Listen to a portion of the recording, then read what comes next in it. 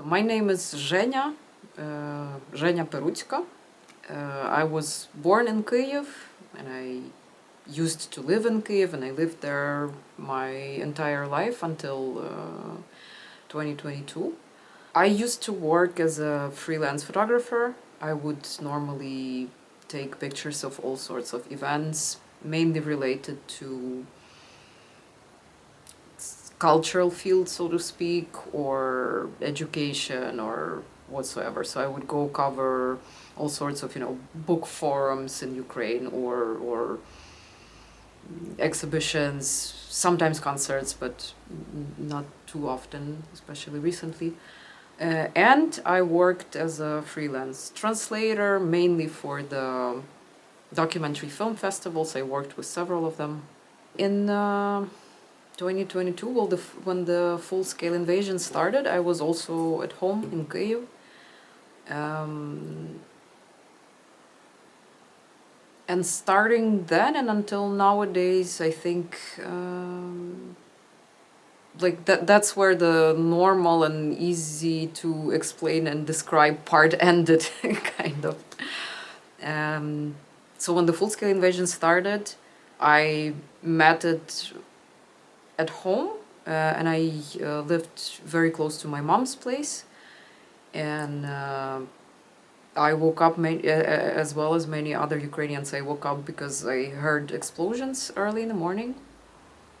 And I don't have too many vivid memories from the first days, and also I'm not sure what happened on which day exactly. But I do remember for a fact that when it started, I first heard some explosions kind of through my dream. Didn't wake up immediately.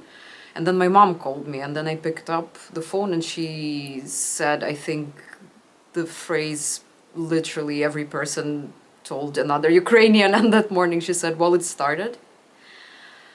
And I kind of immediately, I didn't ask any questions. We didn't discuss much. I think I just rushed to her place immediately. I said, I'm coming. And I don't know why, I didn't think about it much, but you want to do something, you want to prepare for something, who knows what's going to happen now. And I grabbed some, these big plastic bottles for water, 6 liters bottles. So I grabbed some because I had some at my place. I grabbed them and I brought them with me because I knew that she didn't have those in her house, and it's a private house. So I rushed to her place because it made more sense. Otherwise, maybe she would have come to my apartment. But clearly, makes more sense to be in a house. So yeah, I rushed to her place and I just walked. I walked with, it's 5 to 6 a.m. in the morning, people around you. There was no, at least in my area where I live, there was no visible and loud panic. But people were, coming downstairs from their apartments, getting in their cars, packing, carrying stuff with them. Everyone seemed kind of lost, but there was no, this hysterical, loud panic, at least. And I just went downstairs with my bottles and walked to my mom's, which takes, I don't know, up to 30 minutes maybe, walking. And that's it. I just came there and I stayed with her, and we didn't evacuate, although it was a constant mood swing, kind of, from total panic, we're all gonna die, we need to leave now, to we're fine, everything's fine. Yes, it's scary what's happening around us, but here we are. Why would we be in trouble? We're just one small house out of thousands of the houses in Kyiv, and you are lost, you don't know what's going on, but you kind of jump from the state of panicking, which makes sense because you're not safe, to the state of calming yourself down and looking for some kind of sense in what's happening or your situation, although you have no clue, but you need to calm yourself down every now and then. And that's it. And we just stayed, whether I believed the war will happen, the big war. 'Cause, the war is already there. Like, how can you not think of the further invasion? But in reality, because we're fighting Russians, which is a very specific country and very specific people. It's an interesting one, and I would have told you no, I didn't think the full scale invasion would happen, because my logic was, why would they do it if they are better spies than soldiers? Just give them another, I don't know, 10, 15, 20 years, and they'll achieve anything they want with their own methods. And the war is a big, expensive thing. We are a big country. Why? That was my thinking. So I would say no, I didn't believe. But to be honest, then much later, maybe next year, I found my I always have like a small book organizer where I write down what I need to do. And I discovered that I was planning to go to the courses of, what do you call it, tactical health, tactical medicine or something. I'm not sure how to call it in English. But the thing is that I was planning on visiting those. And I didn't have this like specific bag you were supposed to have with all your belongings, the most important things prepared, and your papers and money and so on. I didn't prepare that one, but somehow miraculously it was very easy for me to react immediately. So on the one hand, it just didn't make sense to me that they would start it, but on the other hand, the tension was so enormous and you could feel it in the air that somehow you still would prepare yourself, I guess. So I wouldn't say I was completely lost, but somewhere in between. So I stayed with my mom, and we simply, I really don't remember much from those days. There are certain things I remember very well, but I think my memory is somehow selective. I don't remember the first night at all, and I didn't even try remembering it for myself. I didn't try reflecting on it because it really doesn't exist in my mind.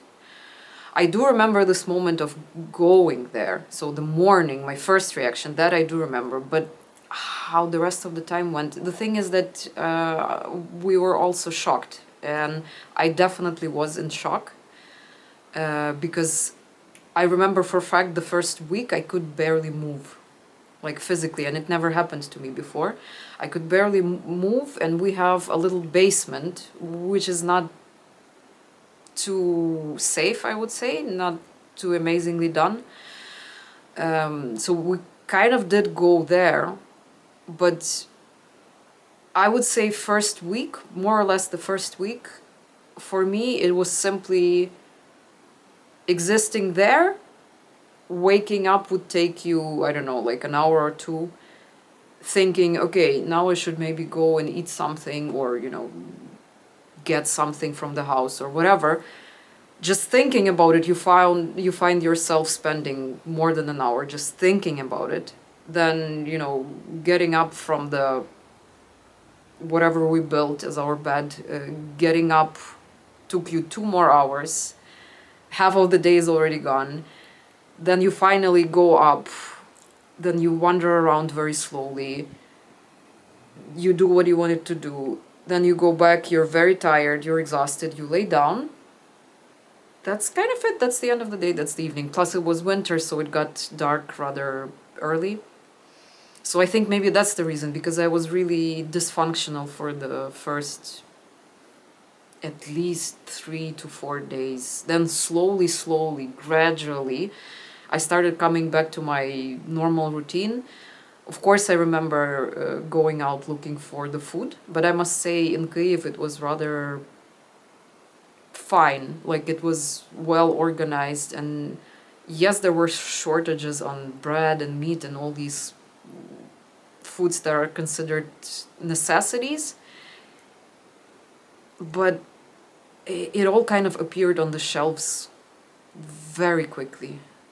Unlike the other smaller towns, because I heard and watched and read a lot about how it went for the others, and I must say in Kyiv, maybe it also depends on the area where you stay, because it's a huge city, but at least in our area you could kind of find pretty much everything you needed.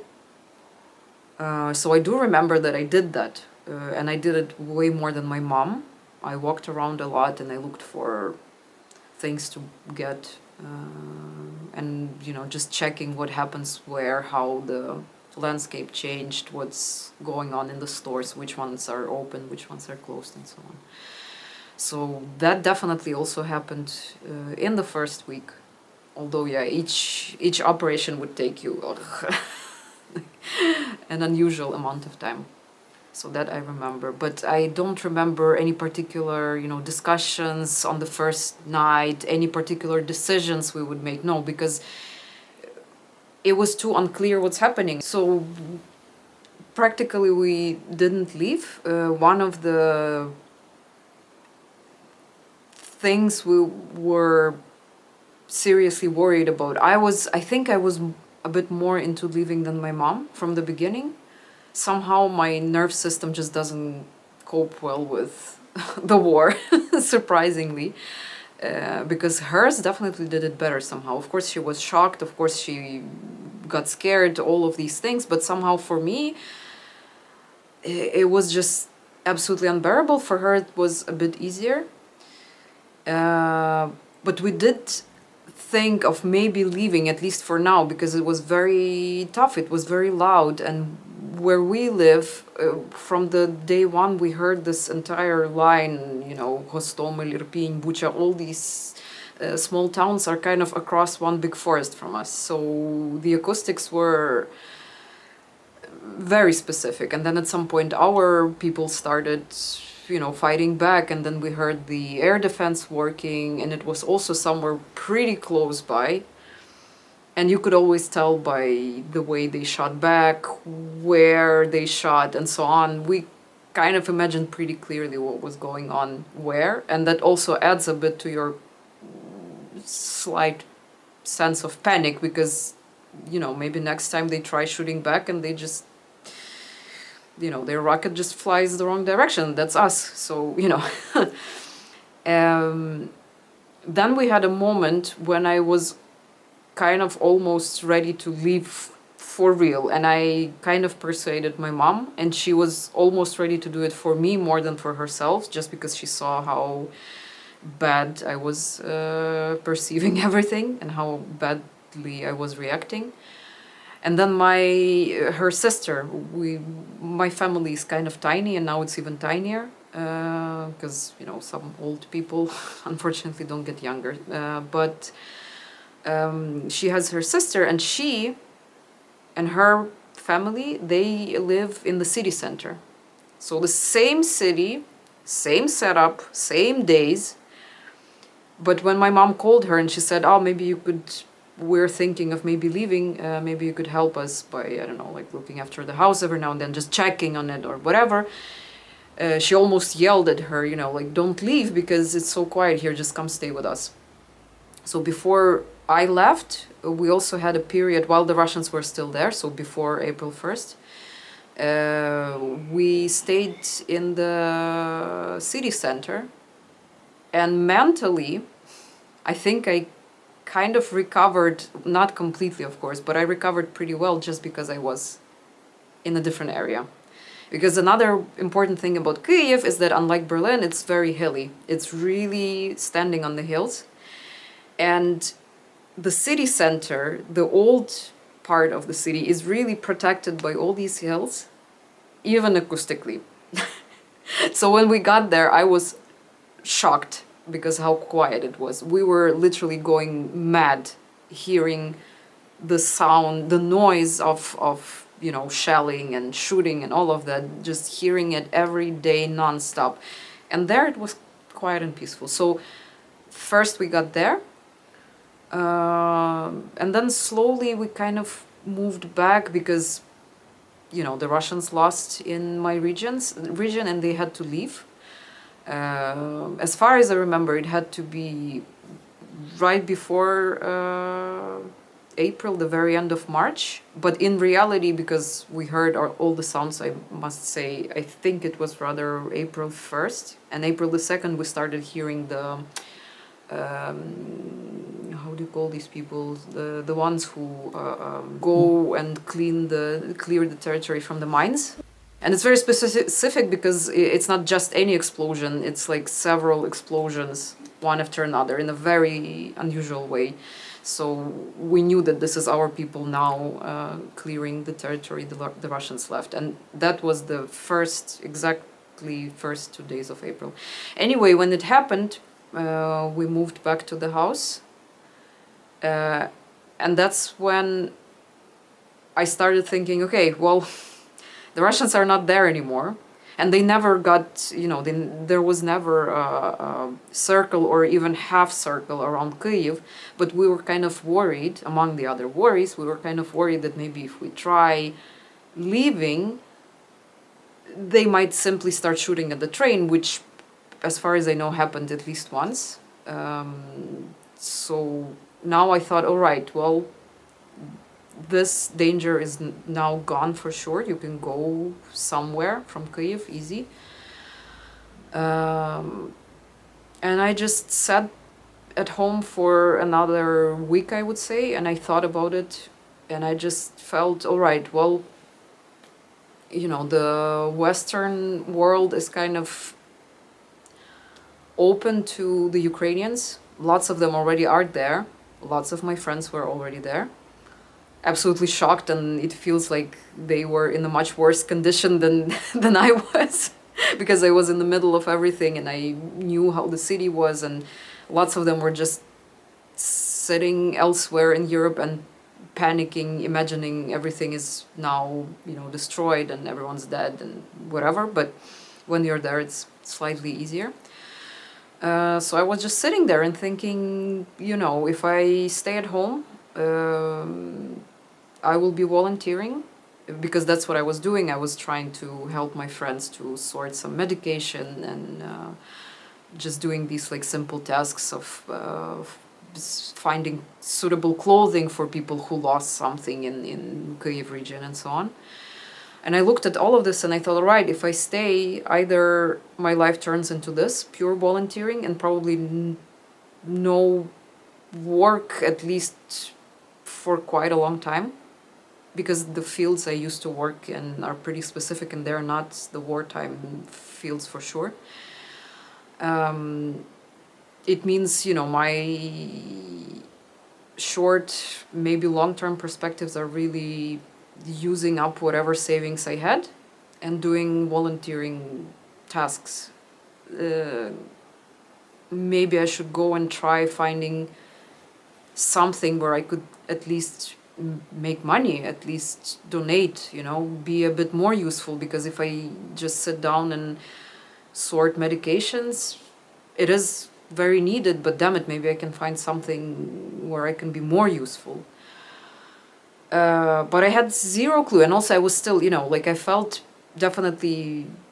better than before, but I was still in shock. If you asked me back then, I would say, no, I'm fine. But in reality, I know. And if I think of my first steps and how everything went, I can tell for sure I was shocked. But yeah, I decided to simply start moving towards the west and see how it goes. And if everything is very bad and hard for me personally, I just turn around any moment and go back home. So first I went to Lwiw. Oh yeah, and my mom, we didn't even have any discussions around it. She was not into leaving at all, and she didn't want to leave her house. It's a very typical situation in Ukraine. Her house, her dogs, her parents. So she said, yeah, you should go. I didn't even announce it or ask her what she thinks. She literally told me, like, you should go as soon as you can, and that's it. Like, no questions asked, no other thoughts. So I took a relatively small backpack. I didn't even carry much with me, and I first went to Lwiw because I have some very, very good friends there, and I felt I need to make small steps. I need some place to stay before I move further, so that I can feel it really is possible for me, it makes sense, and so on. And then I arrived in Lviv and I thought, okay, several days, and then it becomes clear. And I think I spent there 2 weeks or maybe even more. I just got stuck there. I just got stuck there because I changed something a little bit, and it took a lot of energy from me, which I didn't fully realize, but that's the reality. Like, you're still not too capable of moving around and being efficient and so on. So in Lwiw, I have a shelter for animals I love a lot, and I knew them long before, and whenever I was in Lwiw, I would always go there and help them, maybe to clean a bit, like give them some money and so on.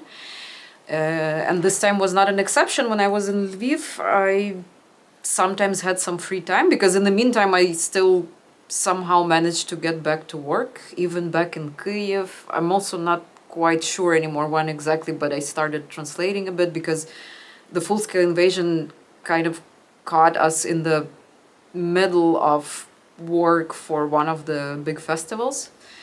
So my work kind of stopped, and then I slowly, gradually started translating some films again. And then in Lwiw, I was also sometimes working on my computer, and then I would have free time, and I thought, why not go visit the animals? The shelter was looking very bad, because they actually took in a lot of dogs and cats, specifically from Kyiv region. So they also came from the same place, basically. If before they used to have up to, 5 dogs maybe, this time it was, I'm not sure about the number, I don't want to lie, but definitely several dozens of dogs for sure, maybe even 100. And they said, I didn't see all of them, because they have the cats in a separate little building, which I never even checked, to be honest, but they said they had a good 100 or even more than 100 of cats. And it felt very bad. And also I saw the dogs, because one of the things volunteers do is they come take 1 or 2 dogs and they take them for a walk. Because it's like in the middle of a big park / forest. And I remember seeing the dogs. Lots of them were, these very typical, never leave their couch, little cute dogs. They would have their own, I imagine, pillow, their own, set of toys. This very typical image of a very loved domestic dog. And I saw lots of them who were completely shocked, disoriented, very sad, and so on. So I could imagine where they came from and how the last few months have been for them. It was very heartbreaking. And that's exactly when I met a German lady who used to come whenever she found enough people in Germany who wanted to adopt a dog or a cat. And she was coming for her 6th visit. And she was planning to pick up something like, 7 cats maybe. So she was coming with her van. She borrowed from her work, bringing a lot of food and all sorts of supplies and stuff for the shelter, also given by the people. So she had nothing to do with any organizations, any centers, nothing, just a private initiative and help from other private people. It was pretty amazing. So she was kind of on her way, very close to Ukraine already. And on the same day, I'm coming to the shelter to help. I thought, okay, I have a free day. I can spend it there. I can maybe clean after a pig or something. And I'm coming there. And the girl, whom I personally don't know, but she works in the shelter, she comes to me. And without saying hi or what's your name or how are you, she just comes to me, because I'm a fresh person entering the territory. And she says, do you want to go to Poland? Instead of a greeting or, anything at all. I'm like, whoa, maybe at some point, but maybe not today. Why? And then she told me about this woman, and she said that back then, there were already restrictions from the Polish side, because in at least the first month, I don't know how long it actually lasted, but at least the first month, people simply could take as many animals as they wanted through the border. And they had plenty of people coming from all over Europe, just grabbing as many as they could, stuffing them in their cars and vans and just taking them elsewhere, trying to save them. But when I was there, mid-April, kind of, beginning of the April. No, mid-April. There were already restrictions, and they could only let people with Ukrainian passports bring the animals through the border, so into the EU. And there were also restrictions regarding the numbers. I think it was 4 animals per person, max, and also per car. So before I came, there was actually a plan. The woman was coming with her own car, and then 2 Ukrainians who worked in the shelter wanted to take 1 car, so they would have 2 cars and 2 Ukrainians, and they wanted to put like 4 cats in 1 car and 3 cats in another one, and then these 2 Ukrainians with their passports would just cross the border, help to bring the animals outside the country, and then kind of go back in one same car. That was the plan, but then of course everything got wrong. No one could come on their side, and of course no car. So 0 people, 0 cars, and the German person in her van is approaching the city. What to do? So they literally started asking everyone around, random people whom they saw for the first time. So that's how she came to me. She asked me if I wanted to help them, and I said, yeah, I guess I have time. And Lwiw is very close to the border. It really takes, I don't know, a couple of hours maybe maximum to get there to the border. So I thought for, I don't know, 10 minutes, and then I agreed. I said yes, of course. And then I asked around, looked for a friend who would maybe join me. I couldn't find anyone, they couldn't find anyone. So we ended up just helping 4 cats, unfortunately. But at least it was something. And that was the moment when, so accidentally, but for a good reason, I crossed the border. And I just by doing so, I kind of broke this psychological mental boundary I had, because of course I traveled before many times and I crossed the border before, but when you're stuck somewhere for a long time, and especially if you go through a trauma, it becomes somehow hard. And I was really seriously considering going back to Kyiv while I was still in Lwiw, because it just didn't feel, I don't know, it felt like a right thing to do, but I didn't feel I could actually do it. And then that's it. I crossed the border with this nice woman. I looked at the Polish horizon, not Ukrainian horizon, and I felt, oh, maybe I'm ready to keep going, actually. And then I turned around, went back to Ukraine, because that wasn't the day when I planned to leave. And then very soon, maybe not the next day, but in a couple of days, I'm not sure anymore, but I left. And that's when another adventure starts, because I didn't have any plans or ideas or people, you know, waiting for me specifically somewhere. But it was a good time to go without a plan, because there were lots of hostels accepting Ukrainians for a couple of nights for free. There were lots of people hosting Ukrainians, and generally it felt like all the doors are open, you just need to go find your way. And that's exactly how I went. I just came to Poland. I stayed in Krakow for 4 nights, I guess, maybe 3. Met a couple of friends who were there back then. And then I thought I was going maybe in the direction of Barcelona at some point eventually, because at least I have some friends living there. And I was simply asking people on Facebook, I guess. I was simply asking people who evacuated themselves earlier on. I was simply asking, like, okay, I'm doing a Euro tour, I guess. Are there people who would like to maybe see me? I'm bringing some small gifts from Kyiv and some stories, and, you know, I can comfort everyone who's not feeling well, because I have some nice stories for you and so on. And there were lots of people in Berlin who told me, you know, we're here, please come, we'll be happy to see you. And then my second stop was Berlin, and I definitely didn't imagine myself staying in Berlin. Absolutely not, because I've been here only once before, and I never felt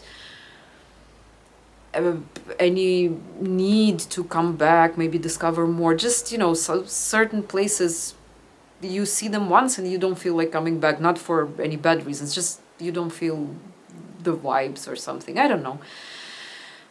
So I thought, okay, well, once again in Berlin, it's fine. I'll meet some other friends, and then maybe I'll start moving towards France, because I had some plans for France as well. And then while I was in Berlin, things just started clicking. Someone wanted to host me. Some friends wanted to meet me. I was meeting people and I found myself being in Berlin for more than a week, and I'm still through the, I don't know, first half of my list of the people I need to meet. So somehow it just went so smooth for me in Berlin. And then eventually I needed to go to France. I didn't mention, back in Ukraine, even in Kyiv, I started noticing all these open calls for the artists from all sorts of residencies. Absolute majority of them I have never even heard of, because they basically never invited Ukrainians. They were mainly open for Russians somehow, miraculously. But if you were a Ukrainian artist before 2022, you really need to invest a lot of time and effort into finding the residencies. And then the contest was enormous, because all the stronger Ukrainian artists would also know about all of them, and they would apply, and they would, of course, get the spot. And then, no chances for someone who's less, not necessarily known, but less established as an artist. So I kind of tried several times, and then I just thought I would rather do something else with my time. But then there were just hundreds of offers all of a sudden, out of nowhere. And I started writing letters to all the residencies, just all of them, except for Poland, because it's too close. So, not too interesting. And I've been to Poland so many times. It's a wonderful country, but, if half of the world is offering you something, you kind of want to see something you haven't seen before. And then it happened with France. I had 2 residencies. Not too many residencies in general replied. I imagine they were overwhelmed with the applications. And then several replied. Then we checked our timing, their timing, my plans, my capacities, and so on. And I ended up having 2 French residencies waiting for me, I guess in July, I think, if I'm not mistaken, in July. So when I was in Berlin, beginning of May, basically, I had a bit of time. I was still on my, I didn't ask for the paragraph 24 yet. I was still using my Ukrainian passport, because we are allowed to stay up to 180 days, I think. So when I was in Berlin and everything was clicking so nicely, I realized that, okay, actually, I'm here for a while now, and I need to start applying for the paragraph 24, because when I'm in France, my these 180 days are gonna expire, and that's it. And then either I apply in France, or maybe I do it in Germany. And I did at least speak some basic German, and I know 0 French, or at least I knew 0 French back then. So that's how it happened. It's a complete, it's a sequence of events. Lots of them are just good things happening to you out of nowhere. When I arrived in Berlin, I was, I think, 31 or 32, 22, 32. So yeah, and I had my previous work experience. I already have my master's degree in journalism. I got, now it's more than 10 years ago, I guess. So it's weird. You don't know what to do. You have no plans, and you're kind of open to all the possibilities and opportunities. And since all the opportunities for the residencies were there, I gave it a try, and something worked. That was amazing. Then while I was still in Berlin, I met one of my many Ukrainian friends who back then was finishing her studying at UDK. It's a big, nice art school in Berlin. And she suggested that maybe I try applying for studying at UDK. And I said, well, I'm not too much into the universities anymore, since I already have 1 degree, and I think I'm not a huge fan of academia type of education. She said, well, maybe you should give it a try, because they extended the deadline specifically for the people from Ukraine. Maybe it's a good sign. I said, okay, why not? Since I'm doing all the nice things, not saying no to anything, let's give it a try. And I did apply. And then I left to France. And I was absolutely sure it's not going to work. But eventually, after another raw of weird events and lots of mails exchange, they did take me. So now I'm a student in a university. And then I found one job there, and now I'm still working there. So I'm trying to stick to the university in my work as well, because it's much easier and it saves you a lot of time, and you get the environment much better if you work there. And that's it. I made nice friends in one of the French residencies, and I still keep in touch with them. In Berlin, I go through some studying process and I work on my own. I never applied for any financial support from the government. So I'm trying to be more or less self-sustainable. When I arrived in Berlin, at first I was curious about absolutely everything, and I would go to any Ukrainian chat, any Ukrainian group, any Ukrainian page, any Ukrainian community, any community that would help Ukrainians. I would just investigate everything I could. And among many other things, I discovered something called Soli Branch for Ukraine, solidarity. And I just went there to meet the people. It's in a very, very nice, lovely space in Neukölln. And the people who were running it back then, none of them were from Ukraine. And even back then, when I guess it was before France, I assume, maybe after France. If before France, then probably June. So that's a bit too early to be burnt out, but they were already severely burnt out. Or maybe it happened after France, then it makes more sense, because then it's quite some month of the work they have been doing. And basically it was a nice initiative. They started to welcome all the newcomers, people coming from the war zone, giving them some sense of comfort, introducing them to the neighborhood, maybe introducing the neighborhood to the newcomers and so on. And when I came there the first time, it was not too crowded, not too many people, and maybe only few people from Ukraine. So it felt very pleasant, very nice, great initiative, but definitely not the most active environment.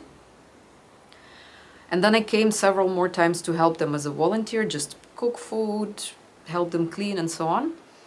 And at some point, when the person who was in charge of these branches, who started the initiative, had to move because she got a new job elsewhere, they suggested that maybe I want to run those branches. And I said, yeah, sure, of course, why not? And since then, I'm kind of organizing them and running them as a key organizer.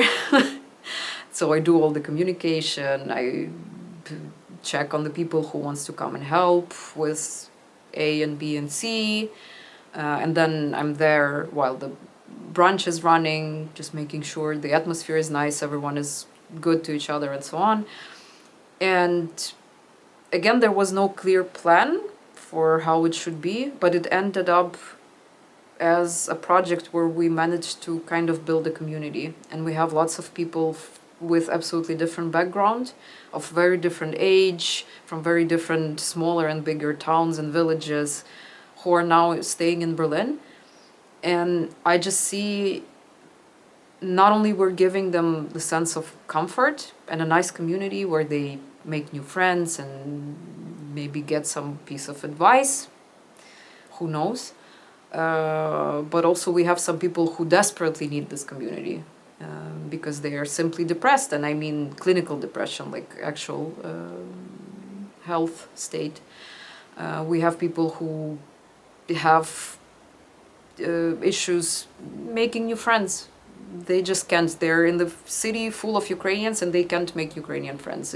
That happens. And then here it is, a nice lovely space with warm homemade food, Ukrainian soup, lovely place to feel a bit better, not only in Berlin but in general, because all Ukrainians are feeling very low at the moment, regardless of how active they are. I think if we talk about the personal change, starting, I wouldn't say 2022, I would still say 2013, 14, because it's a gradual, long process. Lots of things changed. I felt lots of things changing for me when the war itself started, because my eyes were suddenly open at certain things about not only a neighboring country, but also it's such a weird thing about Russian propaganda and this very specific, imperialistic approach to an oppressed nation, when the oppressed nation doesn't realize itself being oppressed. And starting 2014, first, of course, 13, when the so-called Revolution of Dignity, Maidan, happened, it just, it changes you once and for all when civilian, innocent people die in the middle of your city. So there are many, many multiple layers of contexts in this situation, because it's the place where you are born and raised. It's the streets you know so well for decades of your life. It's the people you maybe know. It's the government you kind of know. All these things. It's not just a political process and then the resistance of the people. No, it's literally everything you had and you knew in your life so far. And it kind of shows you that lots of things you felt or saw as normal are actually not necessary the normal ones. And maybe this is how your life will be now. Maybe this kind of violence is actually part of normal life and you just were not aware of it. Lots of things that break your understanding of normality started happening in 2013 with the first shootings, I would say.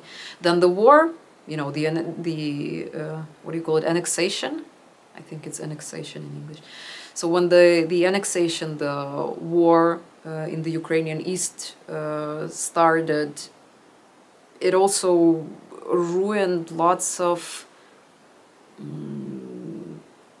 in a way, it ruined my sense of stability, safety, made me look through lots of the things I heard before or knew before, what was happening between our two countries, what was happening between, some Russians that I maybe met in my life. I'm lucky enough I don't have close relatives or any probably close relatives in Russia, and I barely know anyone in Russia. So I'm super lucky here because I know so many people who went through another separate department of hell just because of the communication with Russians. But even for me, someone who's so far from Russia as it is, and from the Russian people, I had lots of things to reflect on. And then, of course, in 2022, when the violence became just broke all the boundaries, it's just over the edge, it became enormous. I think not only I finally understood even more things that were not clear to me even after 2014. So not only that, but also I realized that it's not only about Ukraine. The world itself is also, or at least our part of the world, the Western part of the world, so to speak, is entering some new phase of its history. And it might be that what we experienced so far, which is by now almost 11 years of war, back then a bit less, it could be that all of this is kind of nothing. It's just the starting point, or maybe not even the starting point, one of the several smaller steps, because before us there were other countries invaded by Russia and there was no equal and correct reaction. You can't say the international law was broken just because they invaded Ukraine. And they also say they invaded Ukraine in 2022, they invaded Ukraine in 2014. So why was it not destroyed back then, the international law and respect to the borders? But in reality, it was long before they invaded Ukraine. There was Georgia, there was Chechnya, all these countries Russia invaded before I see all of this as a long, ongoing pattern of actions and reactions or no reactions, which brought us to where we are nowadays, and it's 2025 already.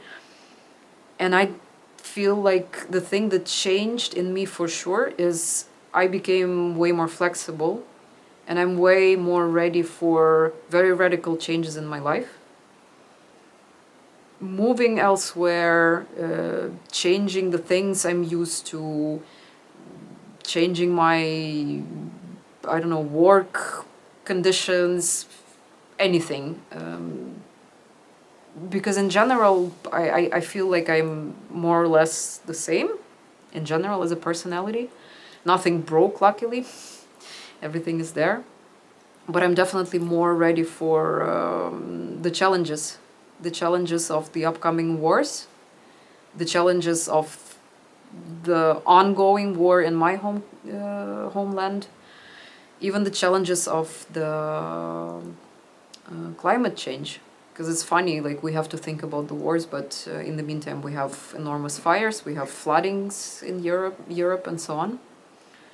And I feel that because of our war and how gradually it went, getting closer and closer to me personally, I feel like I was getting more and more ready for, okay, challenge accepted, let's see what we can do about it. I must say, unfortunately, after all these years of war and after all the tragedies we went through, the happy ending, although happy ends don't exist in real world, there is no end. Things are just going on and on. But some kind of happy, quiet, peaceful stage maybe, or whatever you call it, I don't feel like it's approaching. What is happening now is, of course, since the new US president was elected, lots of people, I think, just fall for what he's saying, or at least he used to say, because he's not saying that anymore. He used to give all these populistic promises of just making deal with everyone, solving all the issues within 24, 48, whatever amount of hours and blah. Lots of Ukrainians, I think, fall for that for two reasons. First of them would be just believing populism. That's a normal thing for lots of human beings. The Ukrainians are not unique. When someone promises you something very tasty, why not imagine that you can actually have it? Why would they promise it if they can't give it to you? But in reality they can't. So yes, they fall for the populism on the one hand, but on the other hand they're so exhausted. People are exhausted. They live in hell. They live in hell of no rest, no normal living conditions, no electricity, no water, again, depending on the town, the region, the part of the town, and so on, but it is the reality. I remember back in 22, beginning of the 23, people were talking about blackouts as something absolutely terrifying. We can't allow this happen, and at the moment, currently, it is kind of happening, but no one's even talking about it that much. It became part of the reality, and for people who live there, it's really day-to-day routine dealing with all of this, and it's not to mention the fact that most of them kind of accepted that they might be killed randomly any moment. So, trying to understand how people feel, what they think, how they imagine, it's really impossible without being in their shoes. So I do think that these two reasons kind of explain a lot why people might say they're ready for peace negotiations. But that has nothing to do with reality, because in the reality Russia is not ready and not interested in any peace negotiations. That's the most important thing. Like, they are suffering in this war, they are losing a lot of resources, people included, because for them people is really resources. I don't want to romanticize our army. It's the war and it's the human factor. I'm not saying we have the most perfect army in the world, but we definitely don't throw our people instead of the vehicles at the front line the way they do. they can allow it themselves, and the Soviets were doing the same.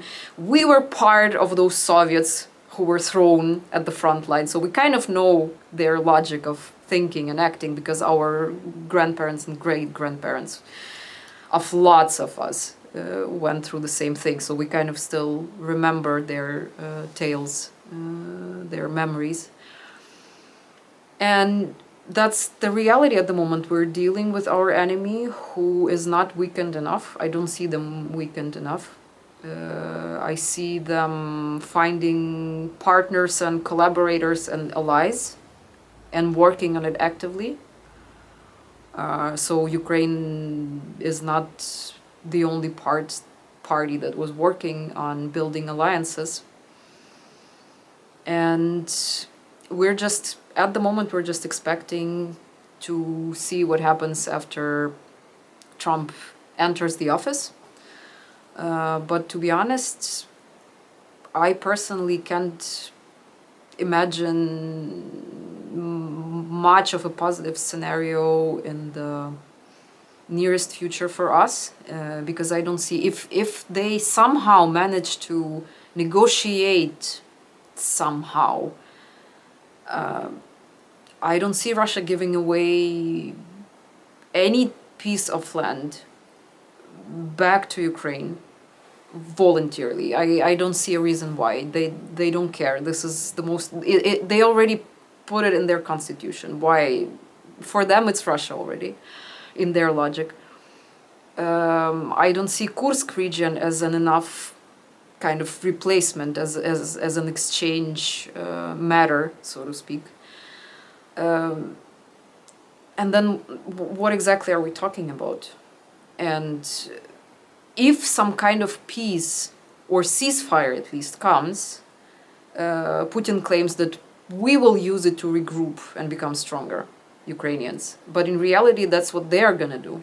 And from all the actions, from all their actions at the moment, it's clear that they will intensify their militarization. So I don't care what Trump says, and I don't care what his people say when they say, we know who the bad guys are and who the good guys are. This is all populism. This is words. In reality, I'm just seeing more and more people who are pro-Russian or anti-Ukrainian being introduced to the office. And Europe has to act more actively. I think it kind of tries to. But all of this is just not enough, to be honest, to have this very positive and immediate outcome. And the war has been lasting for too long for this immediate positive outcome. So logically, I don't see it happening in the nearest future. So I guess the best case scenario, the war just keeps going. And then we still might lose it. We have to win it to survive, but we might lose it. So I'm not optimistic and I'm not pessimistic. I'm trying to be, as much as I can, trying to be realistic, because also that helps me to just send money for drones, That's what needs to be done. Drones need to be bought. And you just do what you can do as one human being and kind of hope for the best, but don't fall for the positive thinking. War is not where you need to think positively. War is where you need to survive. That's what your all energy needs to go into. That's it.